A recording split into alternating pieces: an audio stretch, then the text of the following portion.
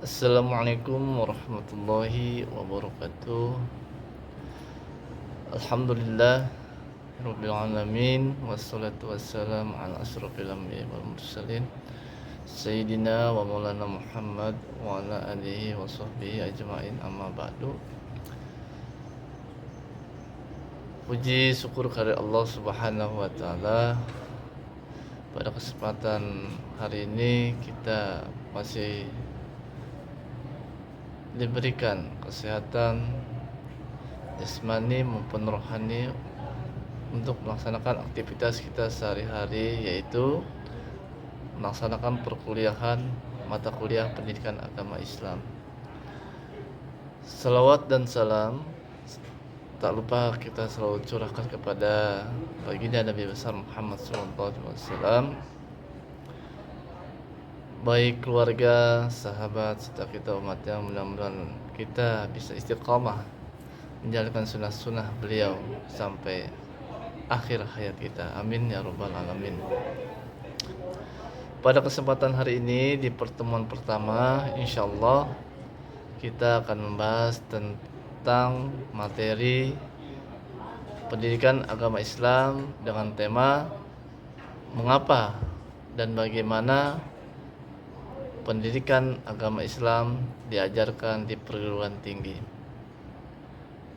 Pentingnya mata kuliah PAI di perguruan tinggi merupakan kelanjutan dari pengajaran yang diterima oleh mahasiswa, mulai dari tingkat dasar, sekolah menengah pertama, maupun sekolah menengah atas. Namun, berbagai persoalan muncul dalam proses pembelajaran PAI.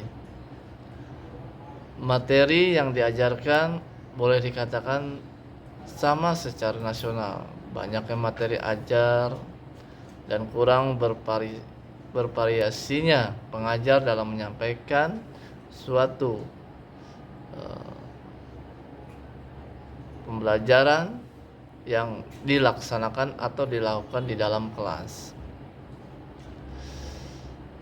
Ditambah lagi dengan alokasi waktu yang kurang memadai, sehingga dalam menyampaikan suatu pesan moral ataupun materi yang sudah tertera di dalam silabus maupun di rencana pelaksanaan pembelajaran itu tidak tercapai, sehingga membutuhkan waktu-waktu tambahan dan pertemuan-pertemuan selanjutnya.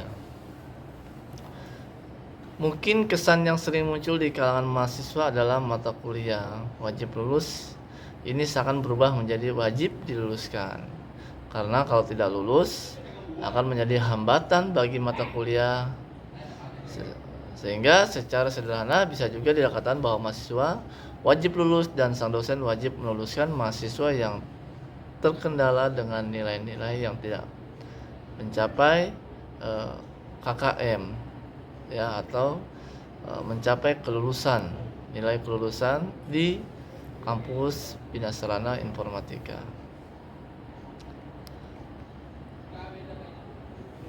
Melihat perubahan pola pikir mahasiswa dan berkembangnya ilmu pengetahuan, perlu berbagai upaya untuk mengoptimalkan buku Islam dan disiplin ilmu. Pengembangan pendidikan agama Islam melalui pendekatan ilmu yang ditekuni oleh masing-masing program studi mahasiswa dengan melihat masing-masing subpokok bahasan melalui disiplin ilmu tertentu sebagai pengayaan PAI di PTU. Untuk mahasiswa yang kuliah di kampus umum seperti BSI dan lain sebagainya, hal ini dirasakan masih belum memadai dan perlu dikembangkan. Karena pendidikan agama merupakan upaya sadar untuk mentaati ketentuan Allah sebagai dasar para mahasiswa agar berpengetahuan keagamaan dan handal dalam menjalankan ketentuan-ketentuan Allah secara keseluruhan.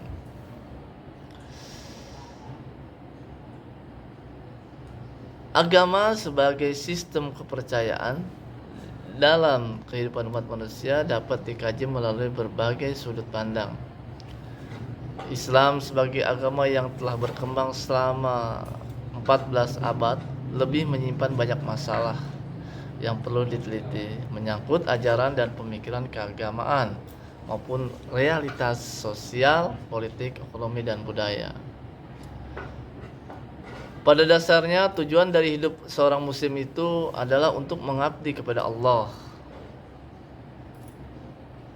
Ya. Jadi karena pengabdian adalah bentuk realisasi dari keimanan dan diaplikasikan dalam setiap sendi-sendi kehidupan, dan itu adalah menjadi tujuan dari pendidikan Islam. Wa ma khalaqatul jinna wal insa illa liya'budun, dan tidak kuciptakan jin dan manusia kecuali hanya untuk menyembah Allah Subhanahu wa taala.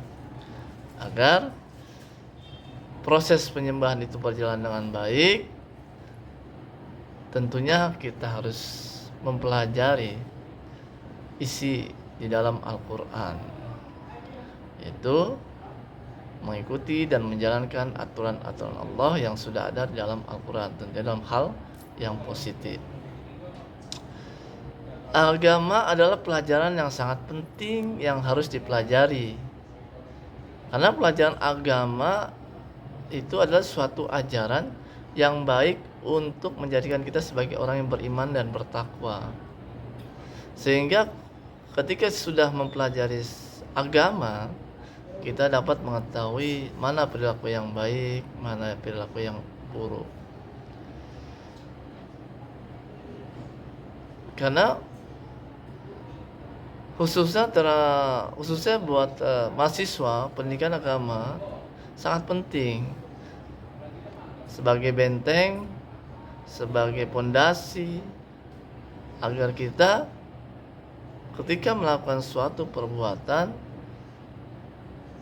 ada namanya batasan-batasan yang tentunya ada larangan yang sudah dilarang oleh agama. Peran ilmu keagamaan dalam menyikapi masuknya kebudayaan luar, dalam menanggapi pengaruh kebudayaan luar. Dalam era globalisasi ini kita dapat mengisolasi diri. Artinya kita dapat melakukan kegiatan kita sehari-hari di rumah dengan banyak beribadah kepada Allah Subhanahu wa taala. Kita lebih banyak mendekatkan diri kepada Allah Subhanahu wa taala, karena dengan mendekatkan diri kita kepada Allah itu sebagai fondasi buat diri kita agar kita bisa menyeimbangkan antara dunia dan akhirat, seperti itu. Apa sih yang menjadi pengaruh terhadap kemajuan teknologi pada saat ini terkait dengan agama? Hal ini tentunya disebabkan oleh adanya kemajuan teknologi dan komunikasi. Informasi yang datang dari luar dapat dengan mudah diterima, misalnya melalui internet, TV, dan lain-lainnya. Keadaan semacam inilah yang disebut modernisasi yang akan berkembang terus hingga melahirkan era globalisasi. Kelahiran globalisasi tentunya membawa pengaruh bagi mahasiswa. Pengaruh tersebut meliputi dua sisi, positif dan negatif. Kita bisa lihat dengan masuknya teknologi internet itu sangat berpengaruh terhadap attitude atau sikap kita kepada keluarga, masyarakat, maupun di lingkungan kerja kita masing-masing. Kemajuan sebuah teknologi yang terkait dengan internet itu merupakan suatu hal yang harus kita hadapi dengan positive thinking. Kita hadapi dengan sikap yang baik, bahwa dengan adanya teknologi internet ini dapat menunjang pengetahuan kita terhadap pengetahuan ilmu agama Islam. Dan internet merupakan teknologi yang mampu memberikan informasi tanpa batas dan dapat diakses oleh siapapun, apalagi kepada anak muda. Internet sudah menjadi santapan mereka sehari-hari dalam melakukan aktivitasnya. Dan sekarang ini mungkin banyak pelajar maupun mahasiswa menggunakan suatu media sosial ya yang berada di internet itu tidak semestinya, misalnya membuka situs-situs porno, sehingga pengaruh negatif ini sangat berpengaruh terhadap perilaku atau sikap anak-anak remaja maupun para mahasiswa menjadi anak-anak yang tidak baik gitu, dari pengaruh-pengaruh yang sifatnya negatif tersebut. Tentunya kita sebagai seorang muslim tidak diperbolehkan melakukan perbuatan yang dilarang oleh syariat Islam. Karena pendidikan agama akan membentuk karakter akhlakul karimah bagi mahasiswa atau siapapun yang mempelajari ilmu agama. Sehingga mereka mampu memfilter, menyaring mana yang baik, mana yang buruk dalam melakukan aktivitasnya sehari-hari. Menanamkan rasa cinta dan penghargaan kepada Al-Quran, membacanya dengan baik, memahami dan mengamalkan ajaran-ajarannya, menumbuhkan rasa bangga terhadap sejarah dan kebudayaan Islam dan pahlawan-pahlawannya melalui jejak mereka, menumbuhkan rasa kepercayaan diri, tanggung jawab dan menghargai kewajiban, tolong menolong dan kebaikan serta takwa, kasih sayang dan memegang teguh pada prinsip untuk mempelajari sebuah ilmu agama. Mendidik naluri, motivasi dan keinginan generasi muda dan menguatkan dengan akidah nilai-nilai. Sehingga dengan mempelajari sebuah agama, maka kita akan membentuk diri kita menjadi manusia yang memiliki akhlak yang baik.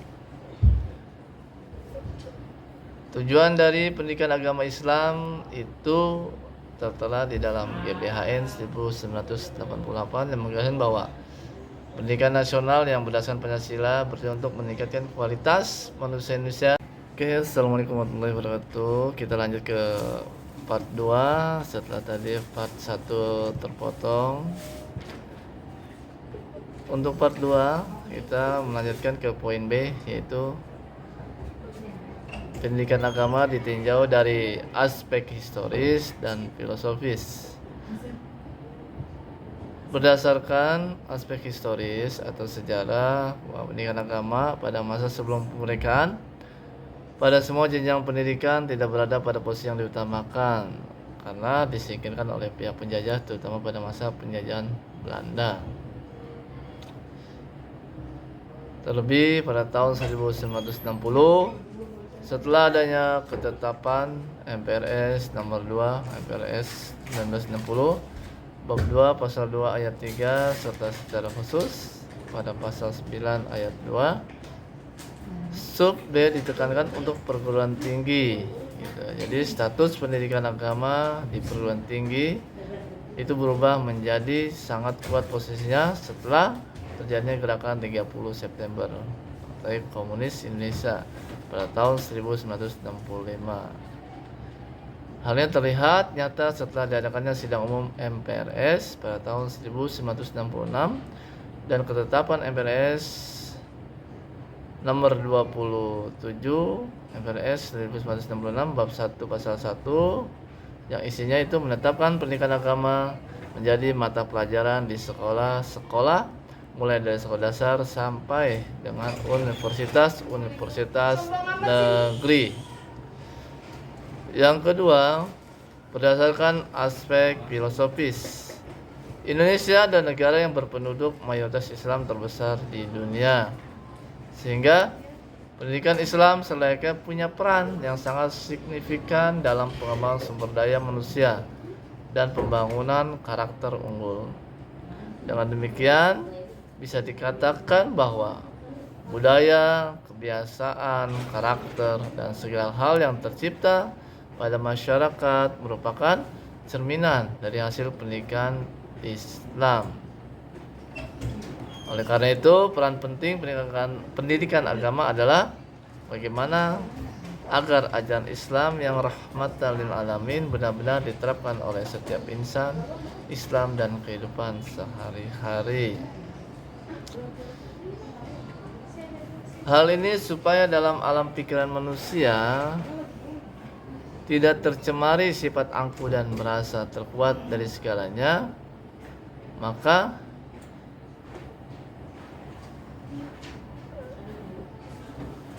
segala sesuatu yang bersifat maha kuat, yang maha dahsyat, itu terkandung pada inti permasalahan iman. Dan ada poin-poin yang coba akan Bapak berikan di sini. Di antaranya pertama, kebenaran mutlak hanya ada pada Allah, dan yang dapat dicapai manusia hanyalah kebenaran relatif serta dalam skala temporal maupun spasial. Kedua, kesadaran akan keterbatasan akal manusia pada interpretasi tersebut menjadi timbulnya sikap dan perilaku manusia yang tunduk dan patuh pada kehendak Allah. Dan yang ketiga, keyakinan akan tiadanya pertentangan antara ilmu dengan agama. Sehingga dalam memahami hal tersebut dan mempelajari sebuah pendidikan agama, kita mempunyai pondasi yang baik dan kuat agar menjadi manusia-manusia yang memiliki iman dan takwa yang baik kepada Allah Subhanahu wa taala. Hubungan mata kuliah PAI dengan mata kuliah lain itu tentunya idealnya PAI menjadi mata kuliah kunci dan terintegrasi secara fungsional dengan mata kuliah lain. Setidaknya pada mata kuliah umum tersebut dipelajari syarat dan muatan moral agama disesuaikan dengan tingkat dan jenis lembaga pendidikannya. Dan konsep dan cara pembelajaran agama Islam di perguruan tinggi pun, sebelum membahas tentang hal ini, sistem penyelenggaraan pendidikan yang digunakan di perguruan tinggi adalah sistem kredit. Yang dimaksud di sini adalah suatu sistem penyelenggaraan pendidikan di mana beban studi mahasiswa, beban kerja dosen, dan beban penyelenggaraan lembaga pendidikan dinyatakan dalam kredit.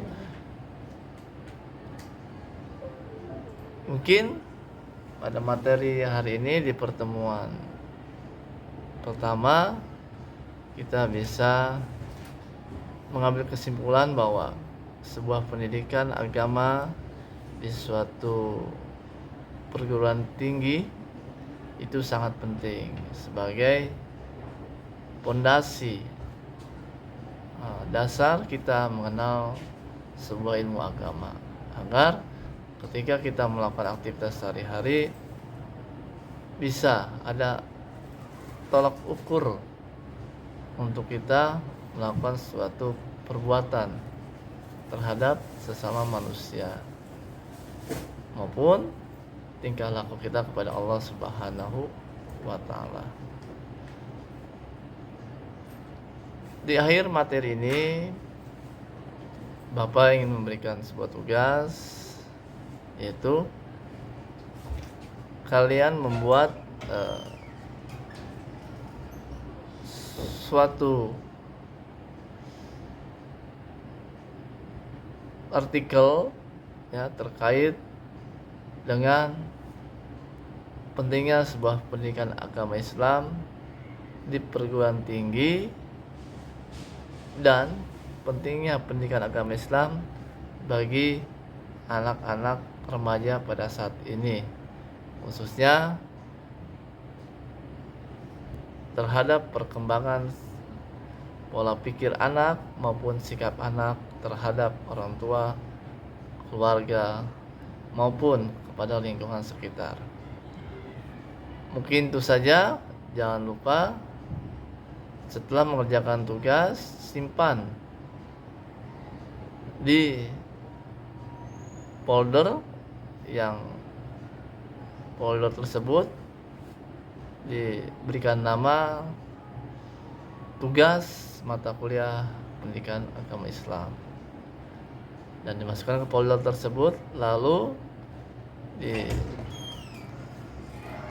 file Microsoft Word-nya ditulis tanggal tugas hari ini.